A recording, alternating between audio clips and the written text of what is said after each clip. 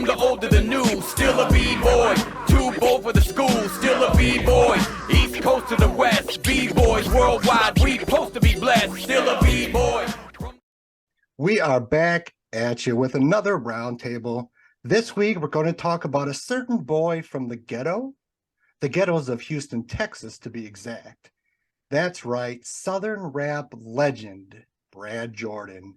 Top 10 Scarface songs. Now, the rules are Scarface solo album, or it can be off a Geto Boys album if it's a Scarface solo song, which they did many of them, the individual members. So those are our rules for tonight. I am joined, as always, by Raven Hunter and Rap-A-Lot Records Encyclopedia, Brad Sadler.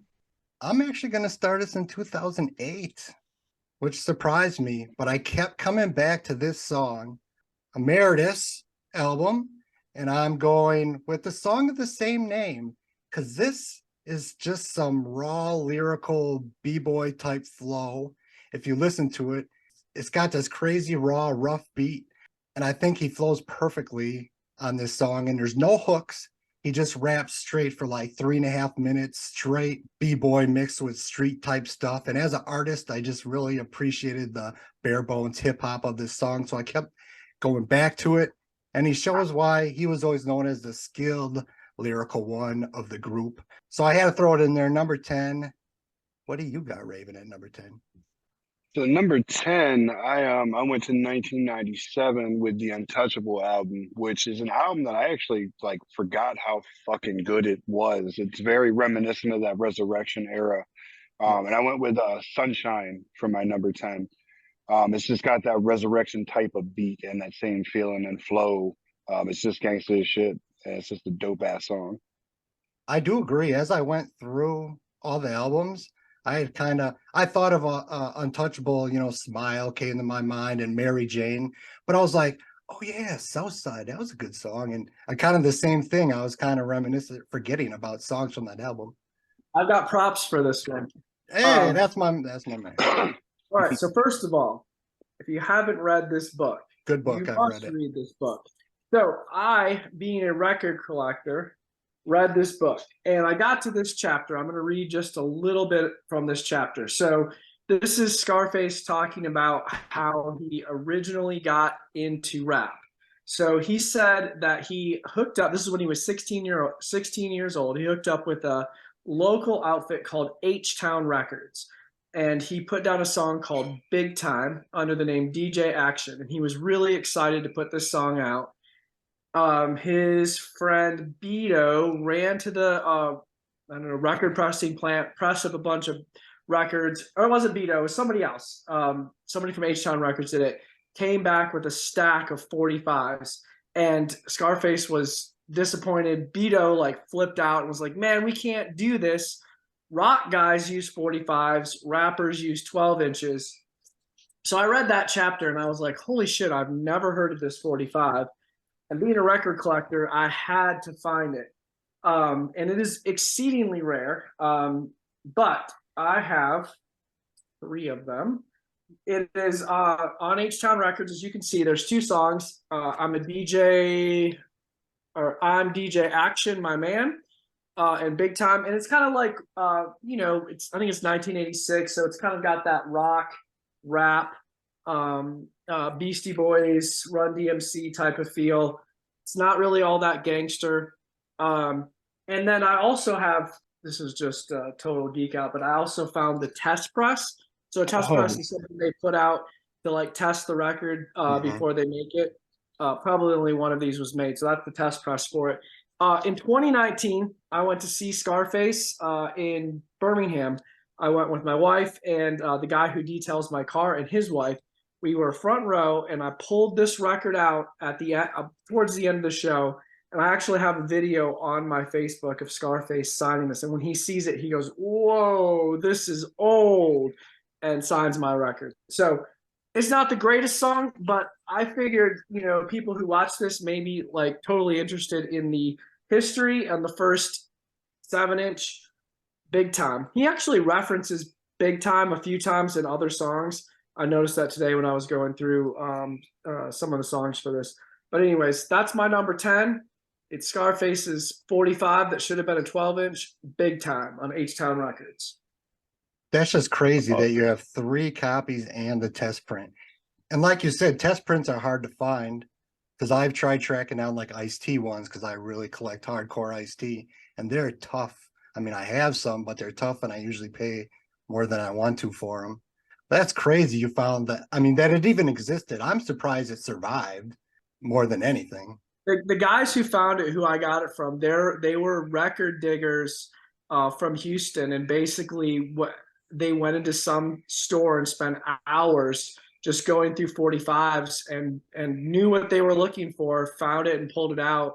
And then I found them on Discogs, and then we just started talking. He's like, yeah, I got one. Then he had another one. They had found like 5 of them plus the test press. And so I got 2 from those guys. And then just recently, another one popped up on eBay and I had to grab it. So for number 3. All right, which brings us to number 9, and I'm going with, it's not his best album, and I can separate my favorite album from my best album. I think everyone will agree his best album is probably The Diary. But my personal favorite in my heart is 1993's The World Is Yours. This one just always got me, and I'm going with the song Comin' Egg because similar to my number 10, this is just some simple, lyrical, raw, b-boy, hip-hop stuff. It reminds me of his verse in Bring It On, where he just comes in and destroys it. It's a faster beat done by N.O. Joe, who did tons of production and rap a lot in this era. I think this album is underrated and doesn't get talked about enough, but that's just me. But this song again is proof how great lyrically he was. And at this time, it was still looked upon as the South weren't lyrical. You know, they either had bass music from Miami or they had like the gangster stuff, but they weren't looked upon as skilled like a New York rapper is.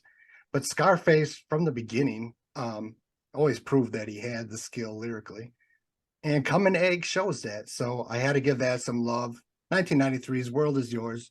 Check it on out. Raven, what's your number 9? So I almost picked that song for my number 9. I ended up moving that to like it ended up moving to like 11 or 12 just because I went with He's Dead from The World Is Yours. It's just Brad going off for almost 6 fucking minutes and just being Scarface, and it's got that classic Geto Boys feel to it. And it takes me right back to the early 90s when I hear shit like He's Dead. So I had to go with He's Dead. Number 9, what do you got, Brad?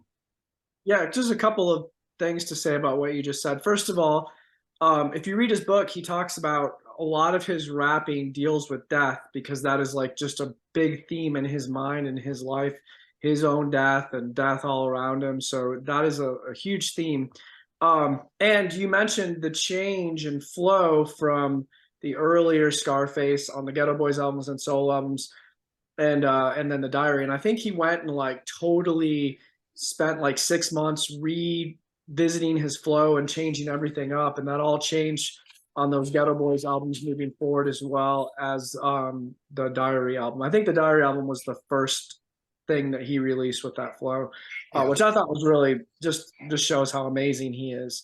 And he was an okay rapper prior to that, but he always struggled. You'd hear like long pauses sometimes in between his raps. He was more like he could tell a really good story, but the rapping skills weren't there. But then after that, he became, in my opinion, one of the best rappers of all time.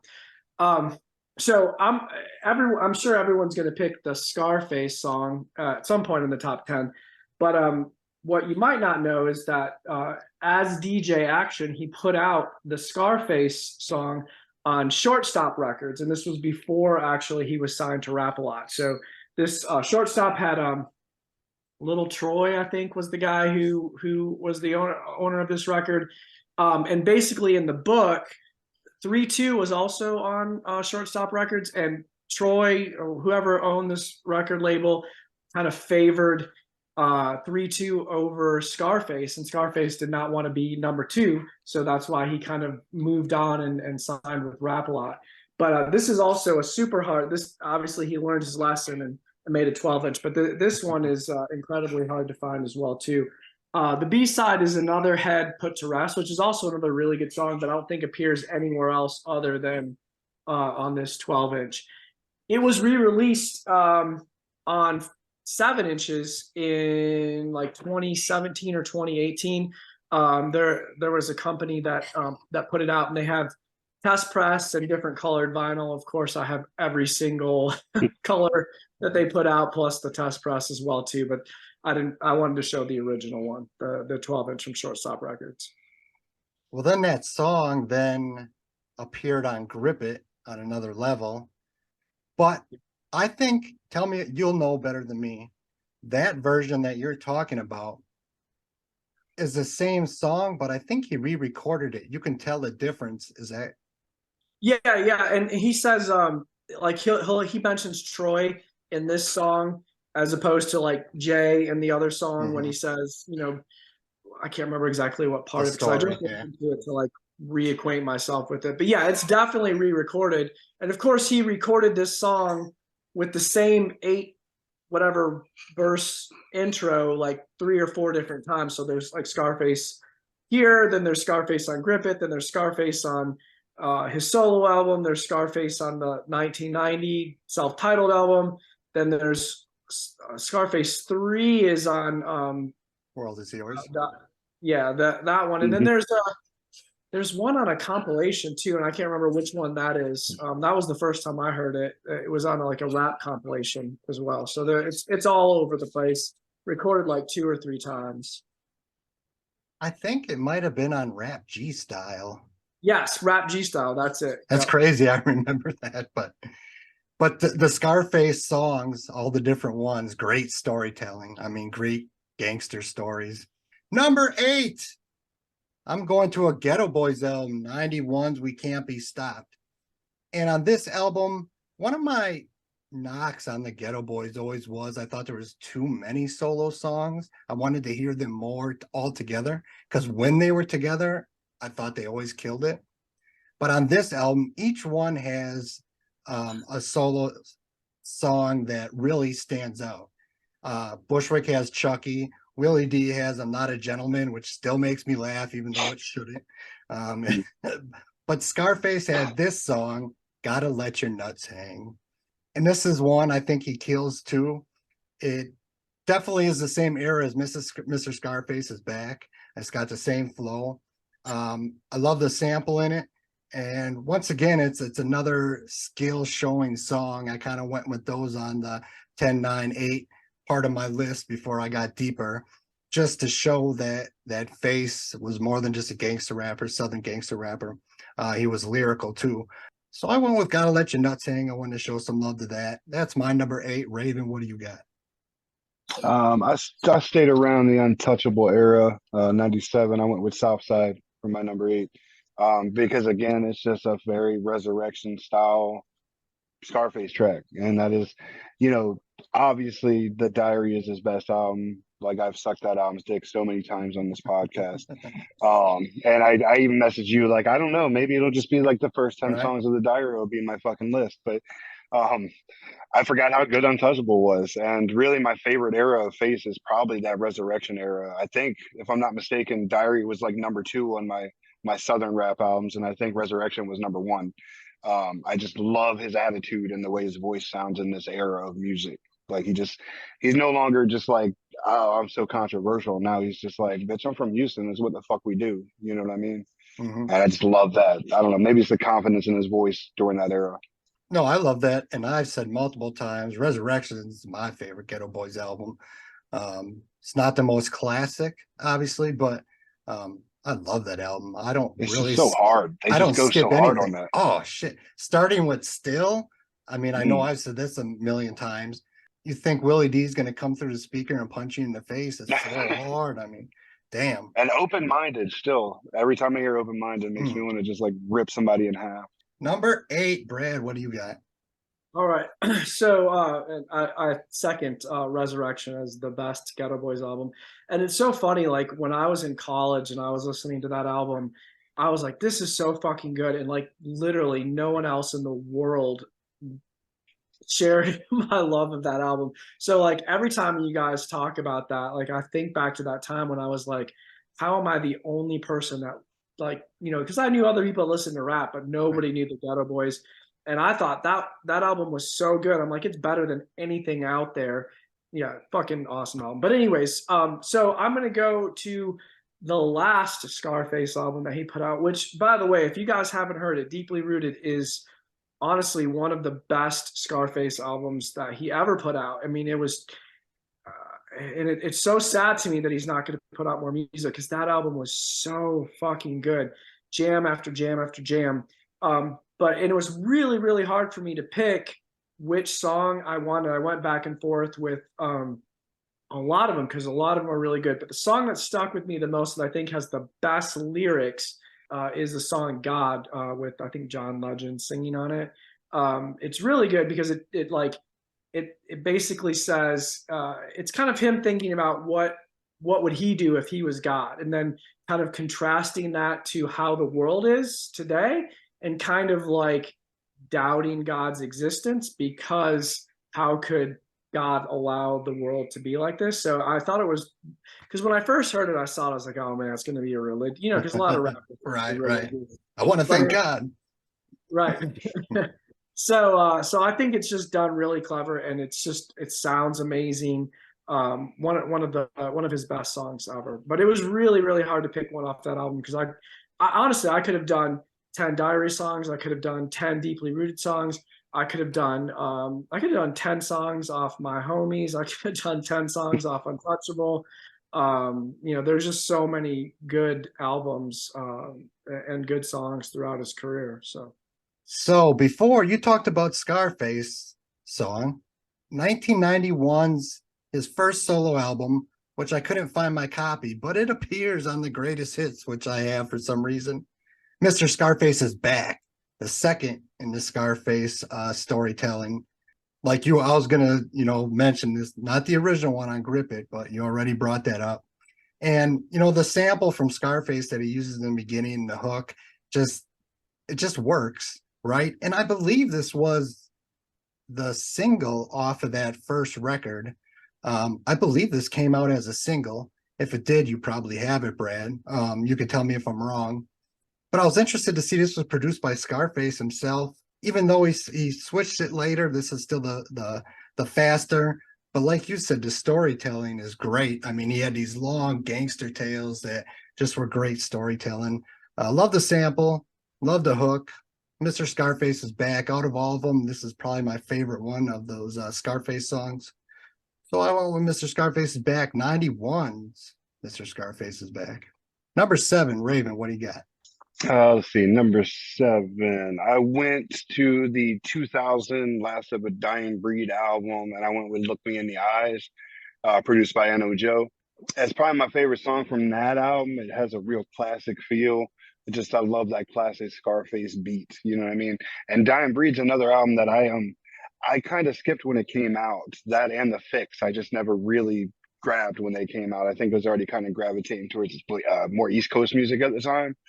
And there was a lot of tracks I actually really liked from Dying Breed that I don't remember even hearing back in the day. And Look Me in the Eyes probably, it did make, my favorite song list from him.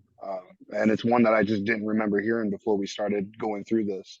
That's funny you say that, because The Fix I was up on, but Last of the Dying Breed I kind of slept on when it came out too. Like I probably waited 6 months before I even listened to it, which was rare at that point in time. But I think I kind of slept on that one too for whatever reason. I don't know why. Number 7, Brad, what do you got? First, just to say about Last of a Dying Breed, I bought it when it came out, and honestly, I never could really get into it. I listened to it a couple of times, and there's a lot of people that really love that album, and I'll go back to it every once in a while because I'll read an online review like, oh, that Scarface is best. I'm like, man, I must have missed something, and I'll play it and be like, it's okay. So I don't know. That's my feeling about that. And The Fix was super commercial. There was some really good. The singles were really catchy and good, but as a whole, it was like a lot of commercial albums. Like the hits were really good, and then the rest of the songs were kind of like filler, which wasn't typical for me with Scarface. So those two albums are not really represented. But I wanted to go with I gotta double check. Yeah. Yeah. So you mentioned Emeritus. I fucking loved this album when it came out. 2008, I must have played this album nonstop. And I remember talking to everybody about it. Like, have you heard Scarface and Emeritus? And people are like, Scarface, the dude from the 90s that was in the Geto Boys? I'm like, yeah, this album is so good. To me, this was the return. Made was pretty good. It was like getting back there, and then Emeritus was like awesome. And again, it's so cool to hear you guys mention this album because once again, I've never met anyone in my life that's heard of this album or even liked it. But anyways, I had to pick a song with Papa Roo, and I went back and forth between the one that's on Deeply Rooted, but I ended up going with High Powered off of Emeritus, and so that's one of the reasons I didn't pick that song off Deeply Rooted. But that guy just adds a cool element to the songs, and High Powered, the beat on that is just cool. I don't even know what it sounds like, skidding car or something like that, and just the way Scarface raps over it is perfect. It's just a great fucking song. And honestly, that whole album is good. I could have picked 10 songs off that album and called it his greatest hits. That was on my honorable mentions. I love that song. It just didn't make my list. The problem was you were hanging around the wrong people. There's other people listening to this. It's just the wrong people. Which brings us to number 6. And I'm going with 1997's Untouchable. This is the only time it's going to make an appearance on mine. But I'm going with the song Smile featuring Tupac. It's a great Tupac feature. And I'm a sucker for those, what I call on the real type songs, deep meanings. Produced by Mike Dean. It's got a really unique music video. And I remember it being unique. And when I revisit it, it's almost more unique than I remember. Pac's kind of on a cross. There's some strange images and things happening that maybe are going over my head that I'm just not following. But the song is great. It's a great beat, great hook by Johnny P. And I'm a sucker for this song. So I had to make sure Smile was on here. Probably one of my favorite Tupac guest verses. And that was a big single for him too. You know, that's probably one of his, maybe My Block was bigger sales wise, but that was a big song off that album. I don't think any song was bigger than Smile. I'm pretty sure that he only had one single go gold, and I think it was Smile. Number 6, Raven, what do you got? I went with Emeritus, the title track. Just you've already kind of covered it. It's just a really great B-boy sounding Scarface verse. So. He kills and it. I love lyrical Brad, you know. Yep. And like you said, you didn't really hear a lot of that in his older stuff. So as he got older, before the really commercialized music that he put out, you know what I mean? I like that whole era where he just really perfected who he was. What made your list at number 6, Brad? All right, so let me mention. So you mentioned Smile, and that's like Tupac and Scarface. So that song obviously did gangbusters, sold the most, I think, of any of his other songs. So of course, Lil J or Prince J or whatever you want to call him wanted to capitalize on that. So for My Homies, Master P was really big at that time.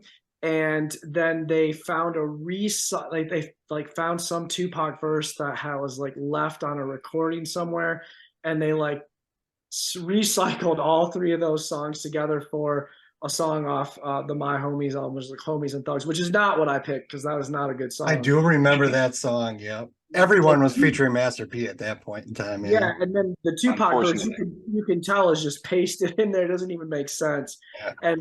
And Scarface talks about that a lot. Rap-A-Lot they would pull songs at the last second. They would add songs without asking them. They would add different versions and the finished versions, and that really made Scarface mad. And he was not happy with Rap-A-Lot when he wrote that book. I don't know how he is now, but he kind of disses it quite a bit throughout. But anyways, I did pick one. I think My Homies it's a bit long, but there's lots and lots of really good songs in that album. But I went with the first one, My Homies, the title track off that album, which is just really cool. Starts out with Scarface talking to his grandma, and they have a little back and forth about, his lyrics and if she's offended by it. And he's talking about other people are offended. She's like, they don't know you. They don't know who you are. He's like, that's right. So it's a cool little song. And I really liked that. And the other thing about that, My Homies, is it has the last awesome Bushwick song. After that, I think Yes. Bushwick left the label. But What Would You Do, or I think that's what it's called, is a really, really awesome song. And they were hyping a new Bushwick album too. Like I remember seeing in Murder Dog and a couple others that they even had a title for it, but then they kicked him off the label or whatever, and it never came out. But that was the last good Bushwick song on that. All right, this brings us to the middle, number 5, and I'm going with what we've already agreed is his best work. It's damn near flawless, and that's 1994's The Diary. And I'm going with the song Hand of the Dead Body featuring Ice Cube. To this day, I'm going to talk about the music video because I think the music video was great. It's like he's getting interviewed by reporters at a press conference, and then he's there by himself. But then in the hook before Cube's verse, Cube comes to the table. It's just done really well. To this day, I hear this song, and when Cube says they tried to put a scar on my face, I go like that because they both do that in the video. The video alone made it had to make my list. But he's dropping knowledge on each verse. Scarface dropping knowledge, so is Cube. Cube comes in, kills his verse like he usually does. But he was the perfect feature for this type of song. Another N.O. Joe Jim, a man who does not get talked about enough for his production, especially in this era. And he did most of The Diary, if I remember it correctly. Hand of the Dead Body, great Ice Cube feature, great subject matter, dropping the reel. And that video, if people out there haven't seen it, check it out. I love it. That's my number 5. Raven, what do you got? It's kind of insane because it happens almost every time, but number 5 is Hand of a Dead Body from The Diary with Ice Cube. And I think Devin the Dude does the hook, or Devin the Dude is definitely in that song, if I'm not mistaken, with Scarface and Cube, I believe. Oh, Devin does the chorus. Oh, Yes, I yes, thought he was in that song. Devin does Yeah. a lot of good choruses on Geto Boy, some Geto Boys tracks, and then other places in addition to rapping. But he does the chorus on that one. See, you know what you're talking about. Excellent. I'm right on something. But it just had that, like, why are you hating on us when everybody loves our shit type of feel, and I just love that shit. Great minds think alike as always. Brad, what do you got at number 5? All right, so I'm gonna go back to 1993 with "Till Death Do Us Part," which the foundation is definitely the best Geto Boys album. But You mean Resurrection? what's You that? had to mean the Resurrection, right? You meant Resurrection. Sorry, I'm gonna say Resurrection. I'm thinking, yeah, Resurrection is definitely the best, but "Till Death Do Us Part" is like just slightly underneath that. Depending on the day, I might even say "Till Death Do Us Part" is the best. I love that album, even though Willie D's not on it. It's an incredible album. The best solo song on there, though, is from Big Mike, which is "No Nuts, No Glory," which I'm sure I mentioned that before. But the Scarface solo track, "It Ain't," is also really fucking good. And so I had to include that in there. I love hearing that song. Great beat, great rapping, great lyrics, all about the dope game. And so I included that for my number 5. I love that album too. And the reason I could never put it higher is because there's no Willie D. And Big Mike's great. I mean, Big Mike's extremely capable rapper. He might be a better rapper than Willie D. It's just my mind thinks Geto Boys. It's got to be Bushwick, Scarface, Willie D. But that is a good album and one of my favorite Posse tracks. Bring It On. But I would say this, like, and I think a lot of people think like you. And imagine, coming into the Geto Boys and trying to fill those shoes, and not only doing it, but doing, I mean, in my opinion, there are some great Willie D songs, but man, nothing rivals some of those Big Mike raps, either in group songs or solo songs on that album. But yeah, we're not talking about him, but I mean, and I honestly think that was his best moment. Like, his solo album after that was pretty good, and then it was all kind of downhill from there. But his moment on that album, like, he took that chance, he grabbed it and ran with it and did a fucking amazing job. And like, the videos were really cool with him in it. It's a good album. All right, which brings us to number 4, and I'm going to 2002 to that commercial ass album on Def Jam, The Fix, because, man, the beat gets me every single time. My Block. I cannot hear this song and not get in a good mood. It just makes me vibe to this song every single time. I don't care if it's commercial sounding, which it is. It's more crisper, Def Jam glitter on it, which it is. This beat gets me every time. It's feel good music, and it's actually good storytelling, which he's known for. And the video is actually pretty clever. It's one continuous camera shot just going down the street, and all these things are happening on that street, on his block. It's a really clever music video, so I would recommend checking that out.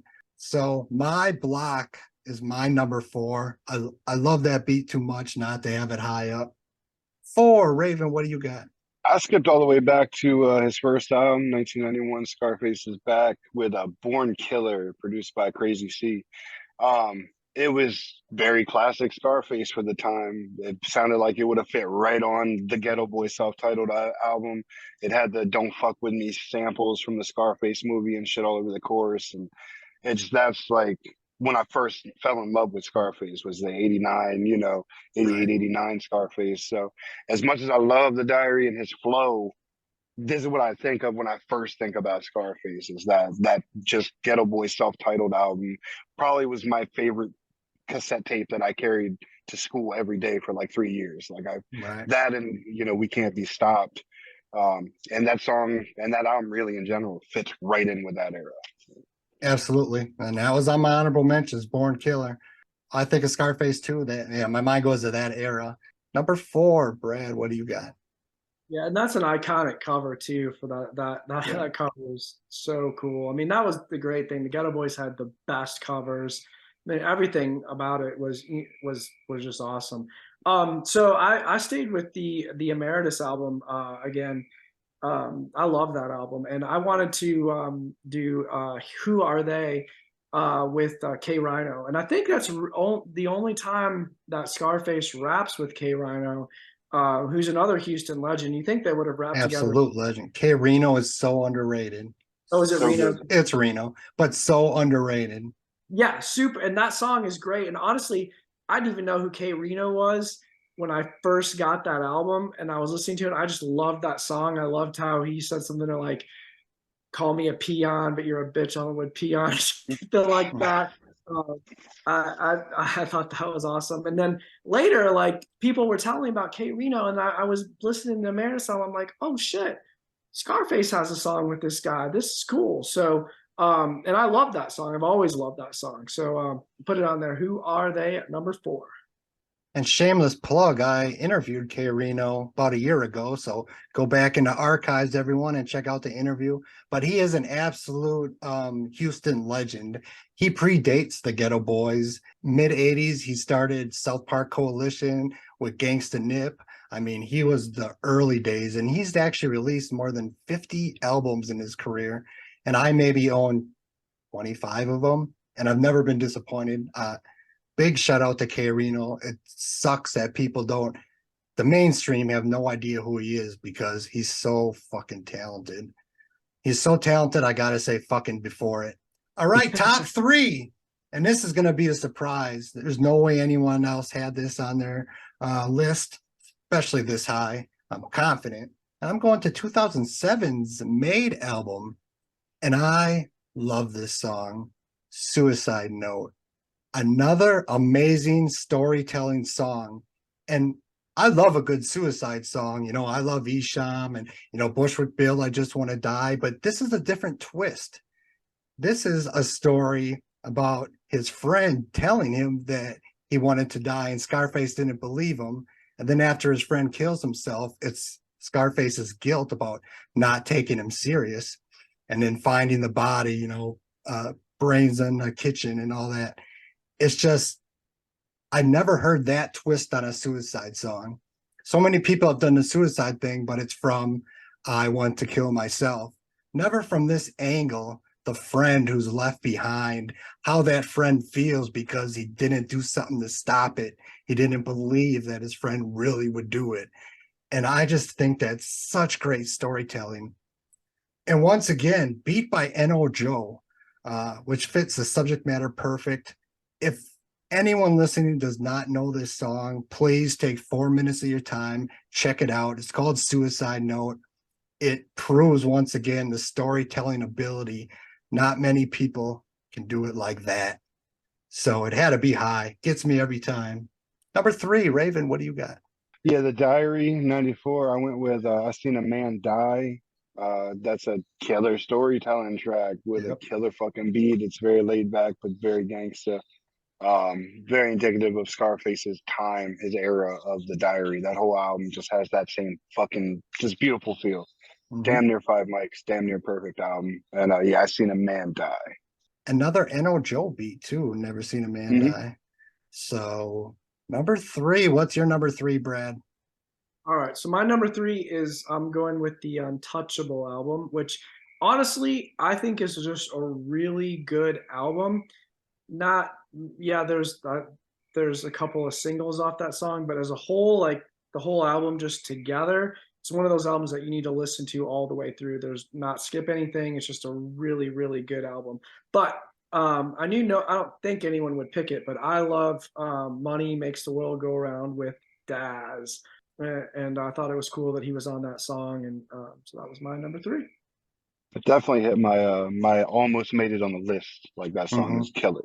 No, that album definitely was better than I remembered. It was weird. I forgot half the songs on there. I was like, oh shit, that's a great song. Oh shit, I was thinking Smile, Mary Jane always sticks out to me because I think that was a single too. It was. Yeah. Number 2, and as always, great minds think alike. I'm going to 1994. Then yes, I never saw a man cry till I seen a man die. You brought up the main points. The vibe to this song is almost like a Hollywood movie, the way it grabs you. I mean, almost that slow, lower tone voice makes you listen closer. And like we talked about before, it's amazing how he switched his flow, completely switched his flow up. His cadence, that kind of but I love the deep and on the real type songs. Another video I remember, and this is a song, I don't know if people know what I mean, but it's a song that when it comes on, I usually close my eyes at first and listen to it, unless I'm driving. But it's just absorb it is the best way I can explain it. So, I never seen a man cry till I see a man die. Number 2 for me.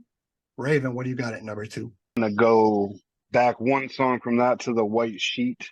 Mm. Or maybe 2 songs from that. But yeah, the White Sheet, sticking on the Diary, classic Scarface, old school and gangsta, and that laid back cadence and flow. White Sheet is another just great story. Yep. I love his emotions in that album. You know what I mean? And like I said, it was very hard for me not to just to pick like leave off the intro and outro and like that one sex song and then boom, Right. there's my list. You know what I mean? But so yeah, I went with White Sheet. That was on my honorable mention. Another great song. Brad, what do you got at number 2? And by the way, I love the Diary, even though I don't have any songs on here because I knew that you guys would cover that. And all those songs are incredible to me. But I wanted to pick songs that I thought, just highlight other songs in his career that I really, really, really enjoyed. So I don't want people to come away and be like, that dude didn't pick anything off the Diary. He doesn't know what he's talking about. I fucking love the Diary. Right. It's a great album. But I wanted to go with Back to My Homies album, the song South Side, which was also on Untouchable, but it was then redone for My Homies with Devin. And again, I think they used Devin either as a rapper or a singer on songs, and it really his flow just brought a really cool element to a lot of the Rap a Lot songs. And that one, it's really pleasing to the ear. It kind of sounds a little bit like California Love at the end, and it's got like the computer voice, and this is really, really super catchy to me. Those first 4 songs, I've said it before, I'll say it again, off My Homies are like amazing. And I would like play those first 4 songs over and over and over and over again before. And then honestly, sometimes I don't think I even went through those whole 2 other albums, but just played those 4 songs over and over. And I had to pick Southside because Scarface rapped on it, but I would have picked Hustlers which is another fucking awesome song, but Scarface doesn't even rap on it. I know it's on his album, but I was like, he doesn't rap on it, so I'm not going to pick that one. So I went with Southside. All right, which brings us to what we all been waiting for, number one. And I'm going with a song that will always be my favorite Scarface song. And that's 1993's The World Is Yours. And you know what? I got a soft heart, so I'm going with Now I Feel Ya. Like 7.5 minutes long, but it never feels long to me. It's like the most deep, on the real type song. And this will always be my favorite Scarface. He can make 100 more albums, and I will always pick this as my favorite. It gets me every time. The beat fits perfectly. There's not many 7-minute songs that don't start feeling old, like When Is This Ending? I'm just a sucker for this song. There's nothing else I can really say. Now I Feel Ya gets me every time right in the heart. So that's my number one. Raven, what made the top of your list? So number one shouldn't be any surprise to you. It's No Tears from the Diary, from that first hospital beep at the beginning of that song, to the first, now the funeral is over. Yep. Like just that song is always, that's just like a quintessential Scarface song to me. And whenever I grab, my Spotify list, if I'm ready to hear Scarface, usually it's either going to be White Sheet or No Tears that I put on first. Yeah, No Tears was on my honorable mention too. Most of that album is on my honorable mention. But Brad, what made your number one? All right, so I'm really surprised this didn't make anyone's list. So I earlier I made a mistake and said that The Foundation was my favorite album. It's not, but this song comes off of The Foundation, and it's G Code, which is I don't know, it's awesome. I listen to that song over and over and over again. The rapping's awesome, the beat is awesome, and I know a song is really, really good when my wife likes it, and she loves G Code. So that's my number one off the foundation. And The Foundation is I don't think we've ever really talked about it, but No. It's a great album. There's not a bad track on The Foundation, honestly. Maybe a couple songs at the end, but the singles off there, Yes, Yes, Y'all. And, I like Yes, Yes, Y'all. Yeah. But the whole album is really good, and G Code is a huge song. Like everybody knows that song. So I'm shocked. I was like, Raven, I thought you'd pick that as your number one. All right, that's our top 10. As always, honorable mentions, and there's a lot on my list that no one brought up. So I'm gonna go. No one brought up Mr. Scarface Part 3, the final chapter. Off of The Last Dying Breed, They Down With Us. Letting Them Know off The World Is Yours. The Wall off of The World Is Yours. Jesse James, I really like off The Diary. I Ain't the One featuring Dub C off The Fix. I really like that song, but mostly because I love Dub C. Friday Night off the Friday soundtrack with CJ Mack. That's a great song. Get the Fuck Out My Face. That's on the Made album. And Never. I like that song too. So those are my honorable mentions. What are we missing, guys? You guys got honorable mentions? No Warning from Untouchables. It's my favorite song on that album, but I didn't think it was the best song on that album. But yeah, that's the only one you didn't really mention that I would have picked. Absolute legend. It's a shame, although rappers say they retire all the time and then they make music a couple of years later. So you might get a new Scarface album one day. All right, guys, another successful round table. I will let you get on to your night. Again, thank you as always. And until next time.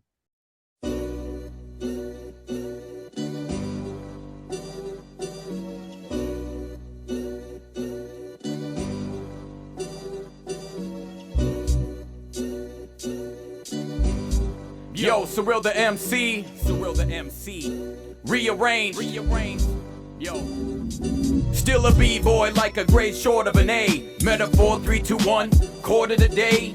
More to display, keep the hoarders away. Grabbing mics like cranberries with an ocean of spray. Old school like KFC, just get in the van. Streaking Snoop's Ren's hat, don't mention it, man. Head spin, back break, neck speed, pop lock, jaws drop, fresh vest, bomb squad, Hank shot. As you make no sense. What you trying to say? Pay to play, we outside just dying to play. I said play twice, though 3 times with a rhyme. Off topic I get, it's the sign of the times, finally mine. Surreal? Me, myself, De La Soul, Bud Ice with snowballs, yo, I'm way too cold. Still a B-boy for life, till death do us part. Come back, spray paint, real fresh from the start. Still a B-boy, from the old to the new. Still a B-boy, too bold for the school. Still a B-boy, East Coast to the West. B-boys worldwide, we supposed to be blessed. Still a B-boy, from the old to the new. Still a B-boy, too bold for the school. Still a B-boy, East Coast to the West. B-boys worldwide,